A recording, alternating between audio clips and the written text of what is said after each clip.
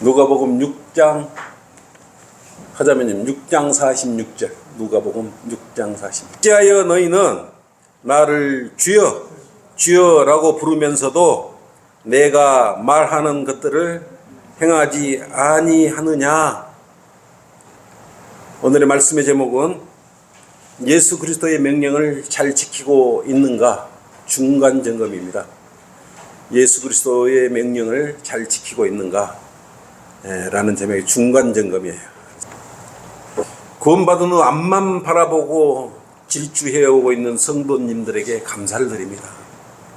수많은 영적 전쟁을 승리로 이끌며 그들에게 미혹당하지 않고 지금 이 순간 이 자리에 건재하고 있다는 사실이 증명하고 있습니다. 여러분은 이미 이 자리에 지금 이 순간 있다는 사실 자체만으로 승리하신 것이에요. 우리는 지금 1분 후, 10분 후 아무것도 알 수가 없어요. 대단한 것 같지만 이렇게 아무것도 모르는 게 우리 삶입니다. 그러나 예수 그리스도를 통해서 우리는 모든 역사적인 사실을 우리가 알 수 있고 우리가 앞길까지 훤히 알 수 있도록 우리는 복을 받고 있는 사람들입니다. 여러분들은 힘들 때 밤새워 주님 앞에 무릎을 꿇고 기도와 간구의 세월을 보냈을 것입니다.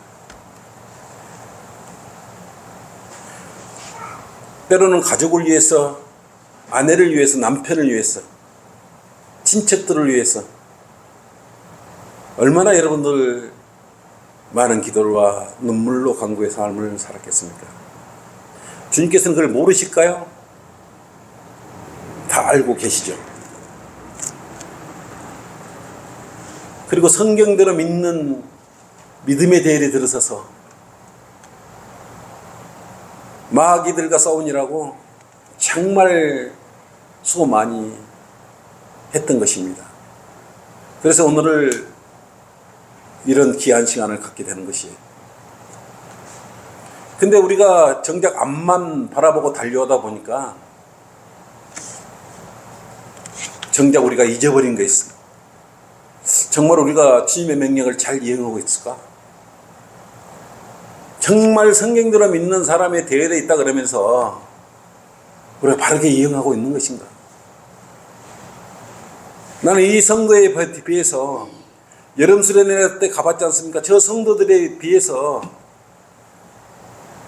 나는 얼마나 더 성장해 있고 성숙해 있고 주님의 보시기에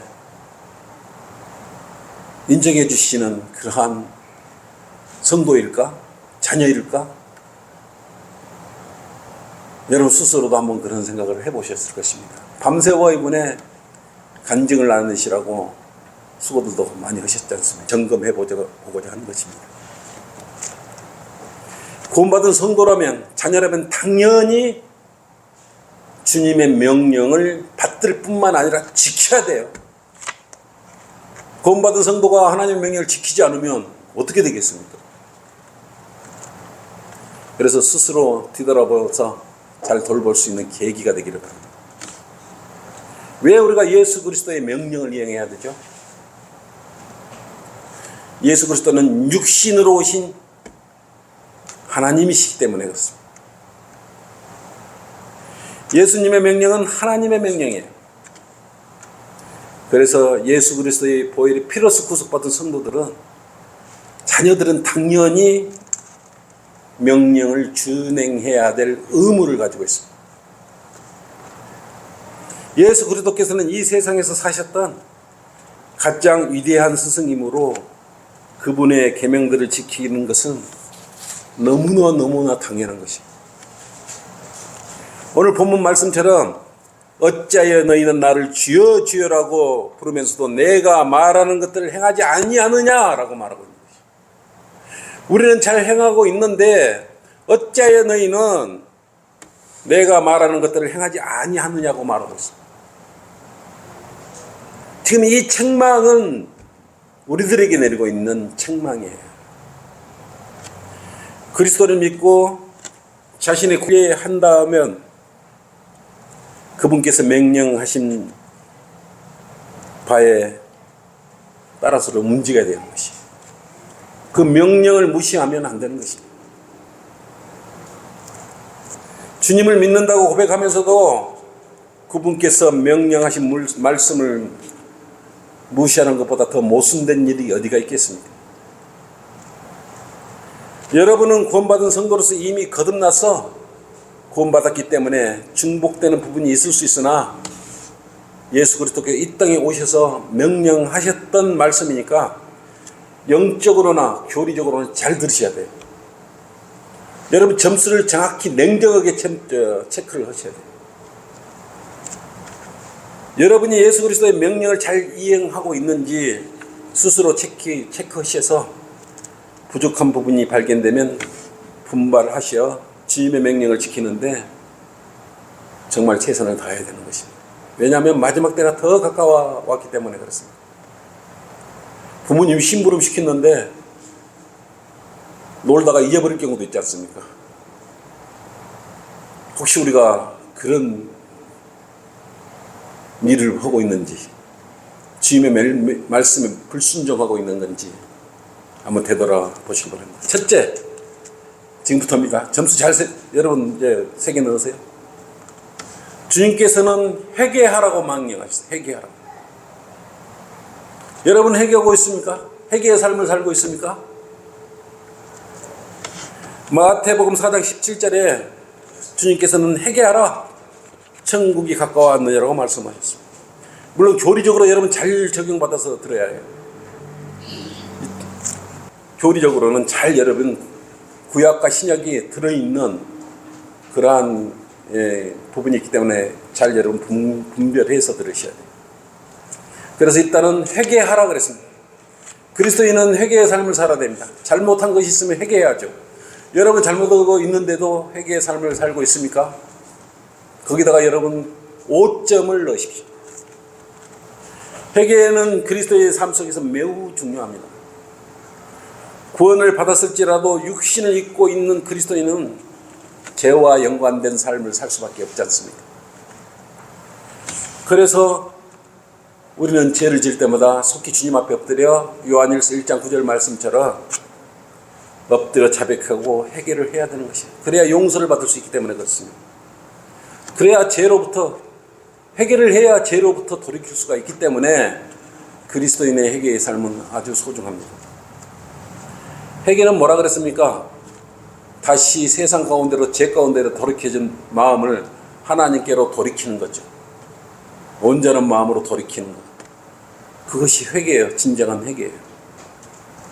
그러면 돼지우리에 살던 탕자가 그곳에서 일어나 아버지께로 돌아가는 것 같아요. 그렇기 때문에 여러분들은 아버지께로 돌아가야 돼요. 탕자도 회개하고 아버지께로 돌아갔어요. 여러분도 잘못한 부분이 있으면 회개를 하고 다시 주님 앞으로 복귀를 해야 합니다.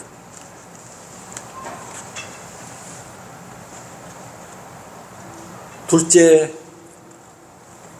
복음을 믿으라고 명령을 하셨습니다. 여기도 5점이에요.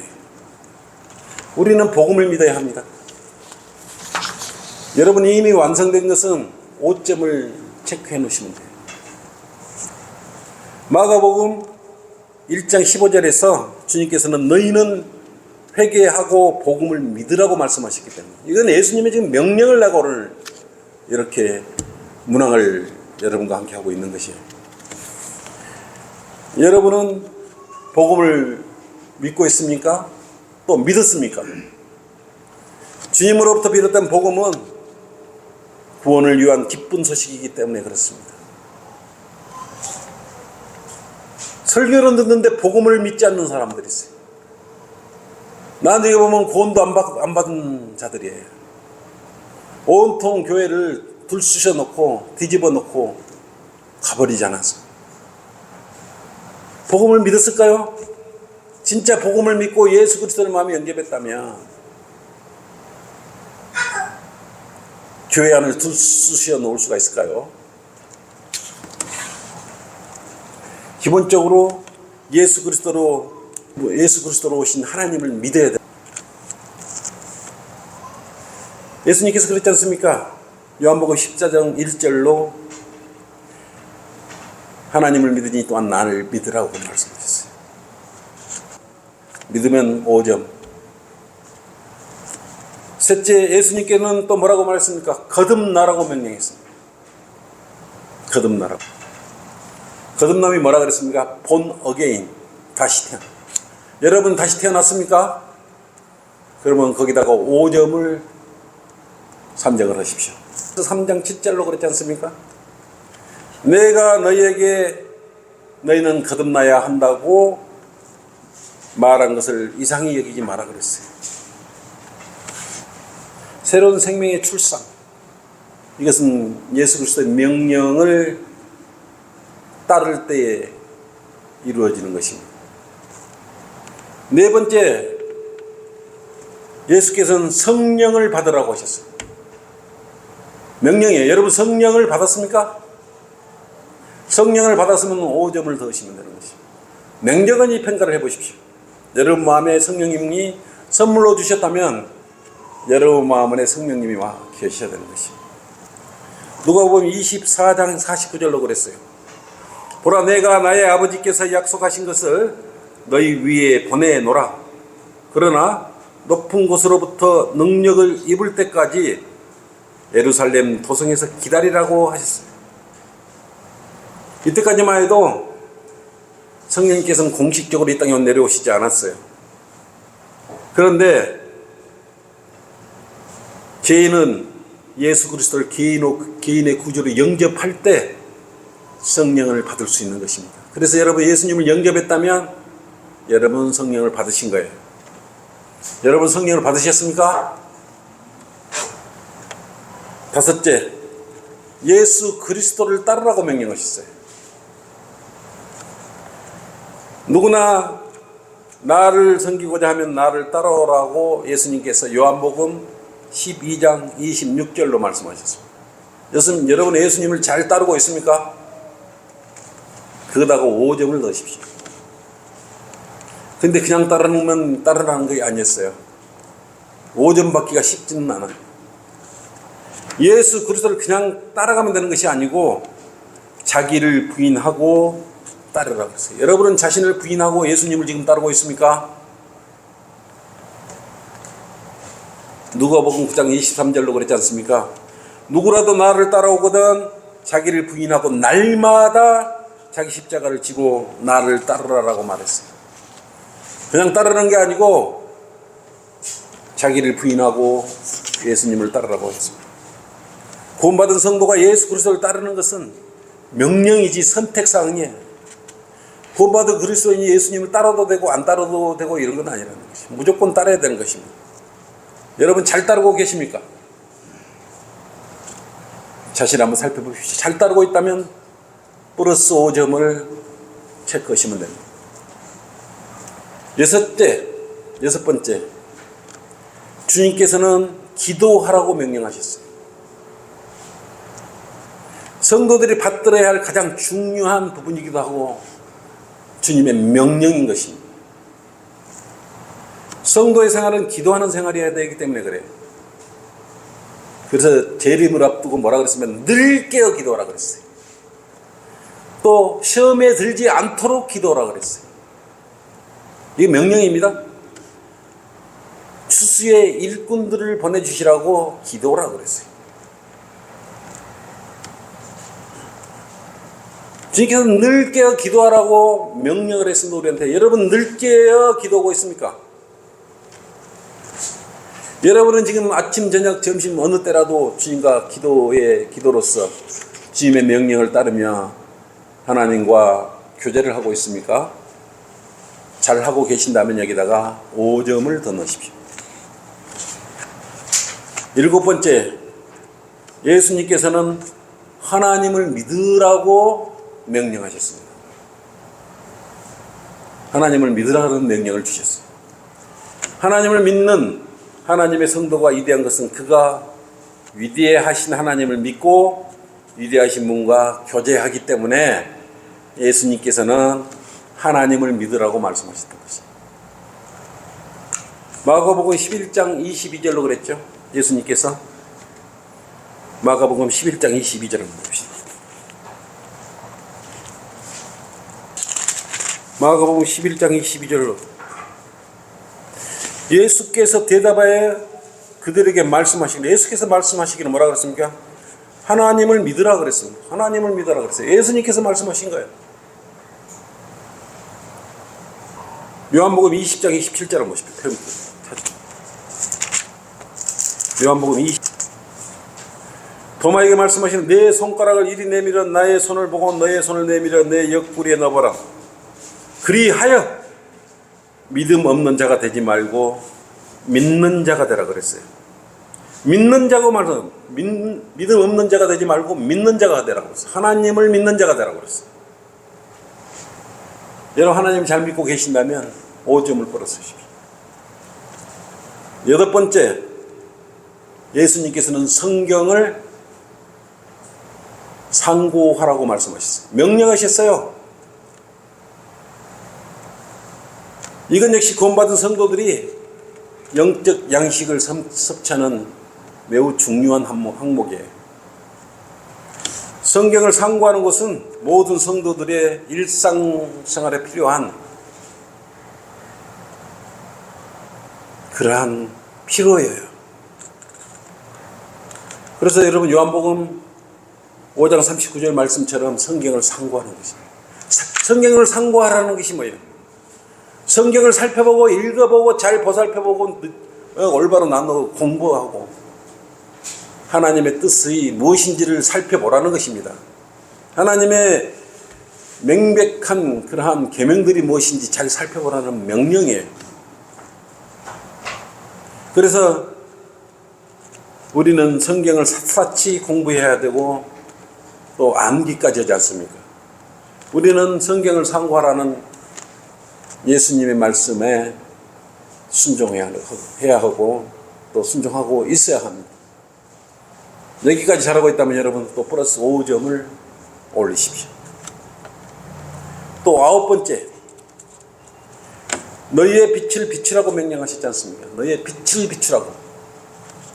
성도 각인은 일상생활에서 자신의 빛을 밝게 비춰야 됩니다. 나는 그리스도인이야. 누가 봐도 교인이 아닌 그리스도인으로 그렇게 각인되도록 해야 하는 것입니다. 눈은 마음의 빛이라고 그랬기 때문에 예수 그리스도로 여러분 가득 차 있으면 구원받은 성도로도 빛나 보일 거 아니겠습니까?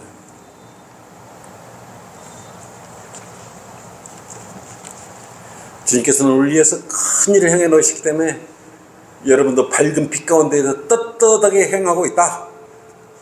어디를 어떤 장소에 가서도 예수 그리스도를 부인하지 않고 있다면 여러분도 그 점수에 5를 더 플러스 5점을 더하십니다.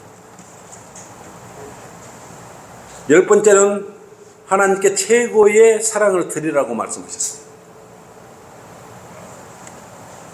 성도는 하나님을 온전히 사랑하고 섬겨야 된다. 첫 번째 사랑하라 그랬죠. 첫 번째. 하나님을 우리는 첫 번째로 사랑하는 거예요. 마음을 다하고 생각을 다하고 힘을 다해 우리가 섬기고 사랑해야 될 부분입니다. 마가복음 12장 30절 한번 펼쳐주세요. 그게 써져있죠. 그러므로 너는 내 마음을 다하고 혼을 다하고 생각을 다하고 힘을 다하여 주 너의 하나님을 뭐라 그랬습니까?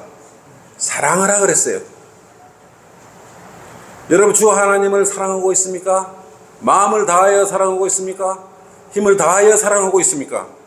생각을 다하여 사랑하고 있습니까? 그렇다면 플러스 5점을 더하십시오. 11번째 주님의 명령이시에요. 권세자에게 복종하라고 그랬어요.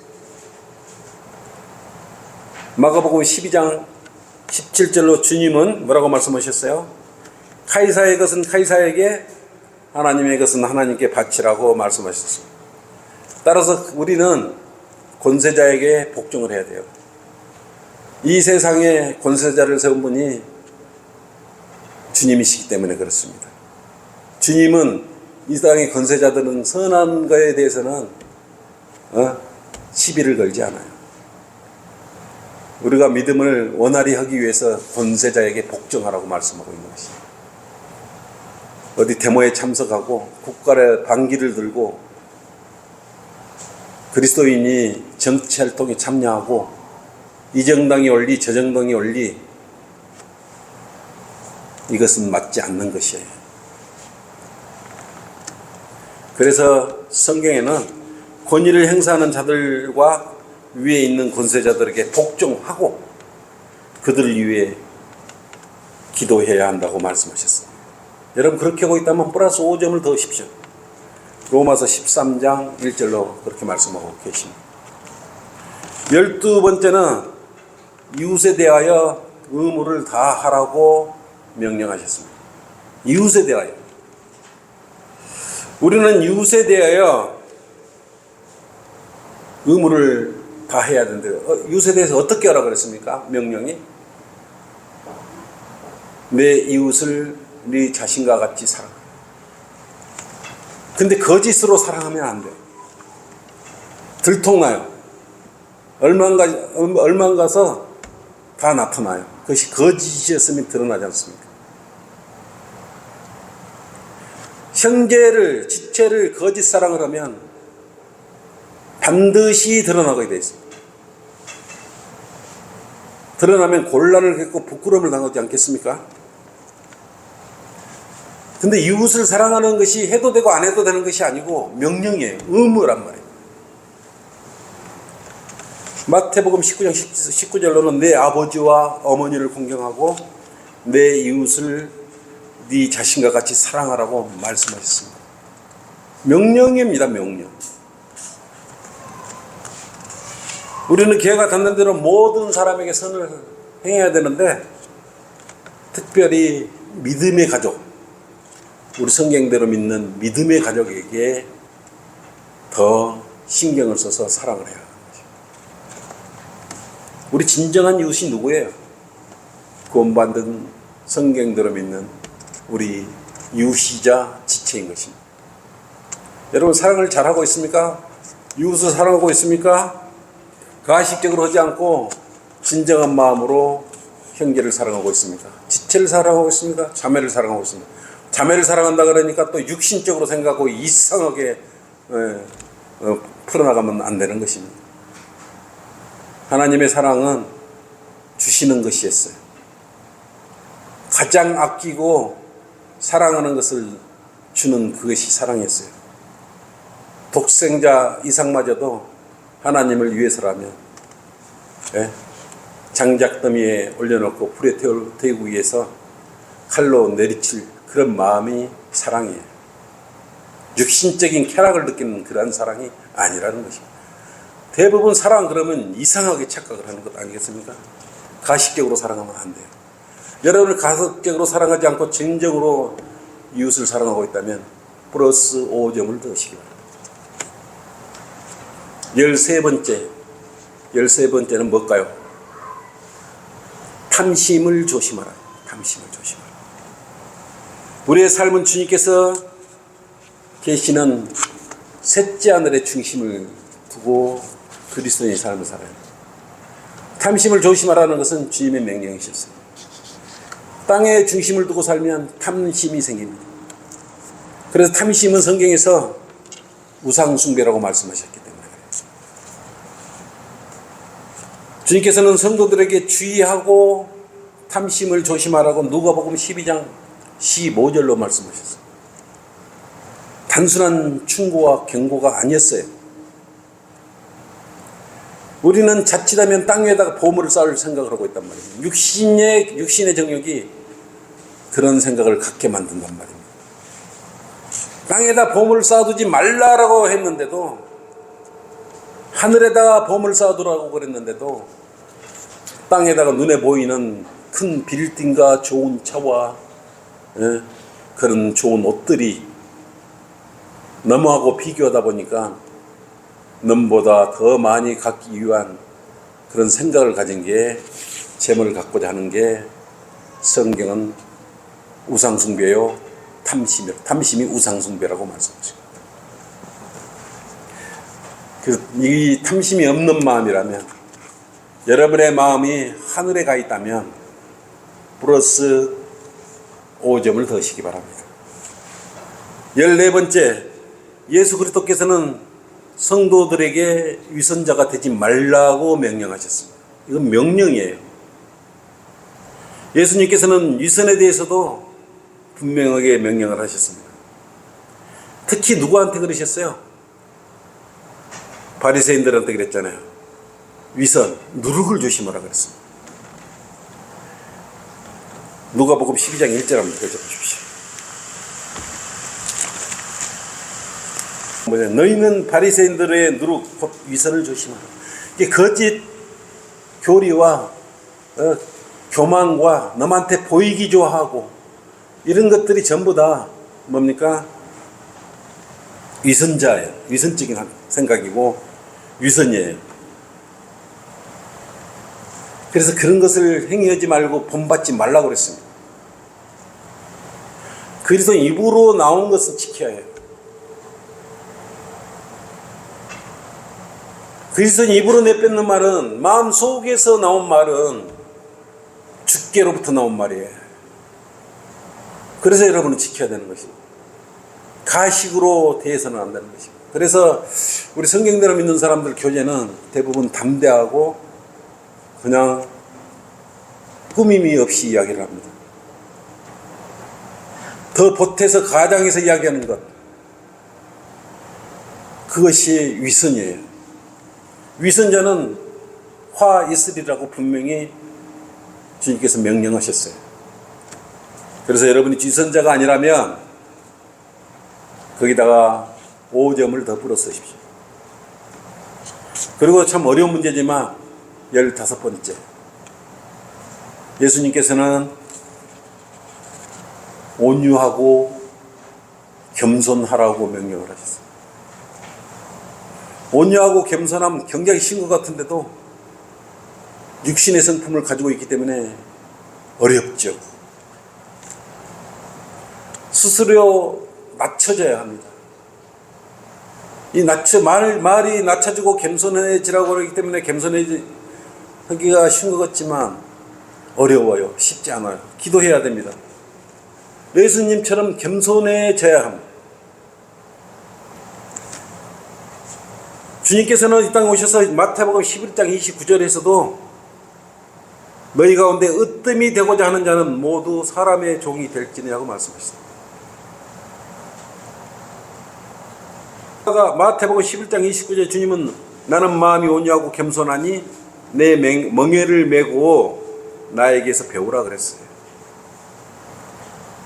마가복음 10장 44절로 너희 가운데 누구든지 으뜸이 되고자 하는 자는 모든 사람이 말로 종이 되라 그랬어요. 겸손해라 그랬어요. 겸손. 그래서 그리스도는 예수님처럼 겸손함과 동시에 온유함을 가져야 합니다. 겸손함과 온유함을 가지고 있다면 여러분 5점을 더 하십시오.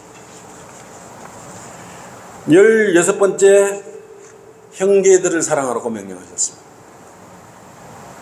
우리는 주님의 명령처럼 형제들을 사랑해야 합니다. 거짓으로, 가짓으로, 위선으로 사랑하면 안 되죠. 이것은 형제를 사랑하는 것은 계명이에요. 요한복음 15장 12절로 형제들을 사랑하라고 분명히 말씀하셨습니다. 나의 계명은 이것이니 내가 너희를 사랑하는 것 같이 너희도 서로 사랑하라 는 것이라 그랬어요. 명령입니다. 그래서 성경대로 믿는 그리스도인들의 마음은 성도 한 사람 한 사람을 사랑하고 있지 않습니다. 그 중에 가끔 구원받지 않는 자가 앉아가지고 구원받은 행세를 하다 보니까 여러 가지 악한 일들이 생기는데 결국은 다 나타나기는 합니다. 그리고 우리가 예물을 드릴 때도 먼저 화해를 하고 예물을 드리라고 그랬어요. 마태복음 5장 24절로 먼저 내 형제와 화해를 하고 그 후에 와서 예물을 드리라고 했어요. 형제와 악한 감정이 있고 다른 생각을 가지고 있는데 여기 와 예배 시간에 와서 헌금한다고 그러면 그것은 바른 형제 사랑이 아닌 것입니다. 형제가 하루에 7번이나 와서 죄를 짓고 또 하루에 7번이나 내게 돌아와서 내가 회개한다고 말을 하면 그를 용서하라고 그랬어요. 누가복음 17장 4절로 그랬지 않습니까? 여러분 그런 마음으로 형제들을 사랑하고 용서하고 있다면 거기다가 5점을 더하십시오. 17번째로 예수님께서는 우리더러 온전하라고 그랬어요. 온전하라고. 온전하려면 굉장히 높은 경기 있어야 합니다. 기준이 아주 높지 않습니까? 그러므로 하늘에 계신 너희 아버지께서 온전하신 것 같이 너희도 온전. 하나님의 온전하신 것 같이 우리도 온전하라. 마태복음 5장 48절로 말씀하셨는데 여러분 지금 온전하십니까? 그러므로 너희 아버지께서 자비로우신 것 같이 너희도 자비로우라 그랬어요. 온전하고 여러분 자비로우십니까? 누가복음 6장 36절로 아버지께서 자비로운 것 같이 자비로우래요, 여러분들. 여러분 온전하고 자비롭고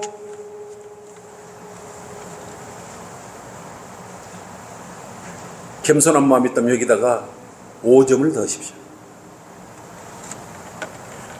이 기준을 낮추면 안 돼요. 하나님처럼 온전해야 되는, 온유해야 되고 완전해야 되고 자비로워야 돼요. 여기서 미달되면 이게 맞춰가도록 여러분이 노력해야 돼요. 갈수록 항목이 어렵죠, 결정하기가. 18번째로 복음을 전파라고 하셨습니다. 이것은 명령입니다, 명령. 모든 성도들은 자기가 현재 있는 바로 그곳에서 복음을 전파해야 돼요. 마가복음 16장 15절로 온 세상에 가서 모든 피조물에게 전파라고 말했어요. 무엇을 전파라고 그런 것입니까? 복음을 전파라고 그랬어요. 예루살렘에서 시작하여 모든 민족 가운데 그의 이름으로 회개와 제사람이 선포되어야 하리라고 말씀하셨기 때문에 우리는 복음을 전파해야 됩니다. 성경대로 믿는 여러분은 아마도 이 부분은 자신 있게 명령을 잘 수행하고 있다고 여러분은 체크하실 것입니다. 5점을 더하십시오. 19번째입니다. 그리스도의 재림을 대비하라고 명령하고 있습니다. 여러분 재림에 대해서 준비하고 있습니까? 대비하고 있습니까? 이것은 예수 그리스도의 명령입니다. 19번째 명령. 구원받은 성도는 우리는 매 순간 이 역사적인 사건에 대비하고 있어야 합니다. 이건 반드시 일어날 것이기 때문에 예수님께서 재림에 대해서 대비하라고 명령하고 계십니다. 누가복음 12장 40절. 누가복음 12장 40절을 펼쳐보십시오.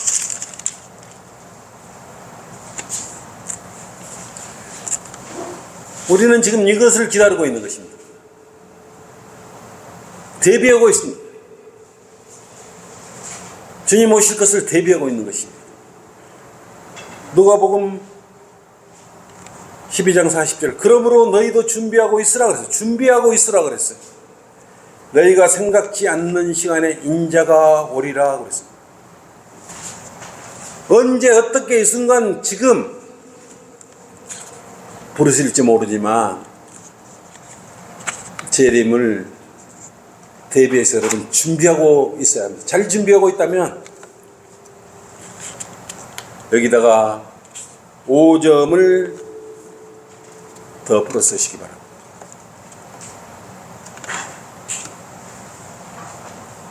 여러분 잘 풀었습니까? 19문제를 풀었어요. 19문제를 여러분이 다 마음속으로 5점 수익을 체크를 하셨다면 20번째는 보너스로 5점을 그냥 가져가시면 됩니다. 그러면 여러분 점수가 100점 만점이 되는 것이.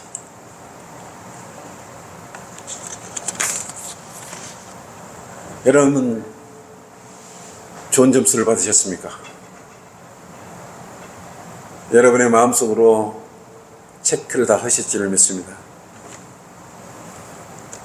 예수 그리스도께서 금방 제시하는 명령들은 성경에서 우리에게 정확하게 명령하셨던 말씀인 것입니다.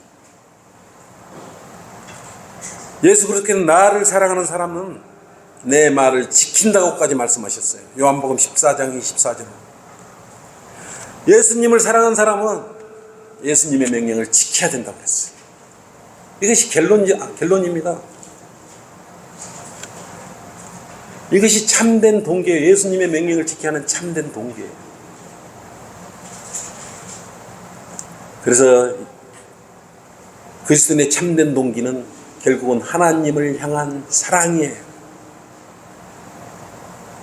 우리는 이 사랑을 가지고 예수 그리스도의 명령에 복종해야 되는 것입니다. 세상 어떤 것보다도 주님의 말씀에 순종하고 복종하는 것은 주님의 자녀로서 당연한 것입니다. 오늘 이 시간까지 달려오면서 중간 점검을 할 수 있도록 해주시니 주님께 감사를 드립니다. 거룩한 성품에 함께 이르도록 함께 기도하고 성장해 가는 주님의 부르심에 함께 동참하는 주님께 가장 사랑받는 전주성경 침례교회 성도들이 되시기 바랍니다. 이것으로 오전 예배를 마치겠습니다. 아버지 하나님 감사합니다.